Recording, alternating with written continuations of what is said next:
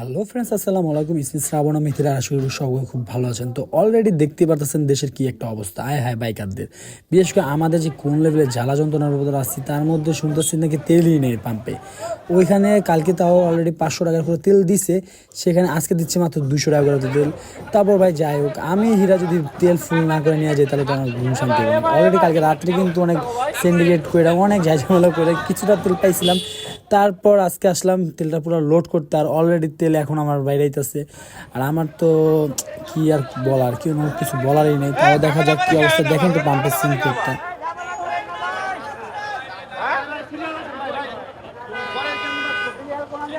কত করে দিতেছে ভাই? 300 করে তুই এখন দিত, এখন আবার জানি কত দূরে দেয়।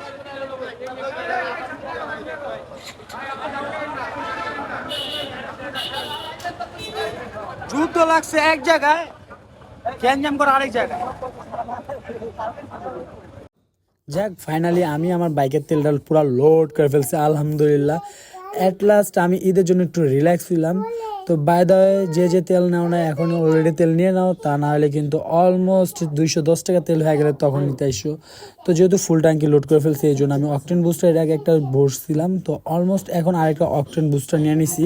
যারা এখনো তেল নাও না তাদেরকে আমি উদ্দেশ্য একটাই কথা বলবো, ভাই এখনই তেল নিয়ে নাও, কারণ বাংলাদেশে একটা সিন্ডিকেট তৈরি হয়ে গেছে। কারণ তেল কিন্তু শেষ হয়ে না, মানুষের তা আতঙ্কতে তেল অলরেডি সবাই রিজার্ভ করা স্টার্ট করছে। সবাই ভালো থাকবেন, সুস্থ থাকবেন, ইনশাআল্লাহ দেখা হচ্ছে নেক্সট ভিডিও। আল্লাহ হাফেজ।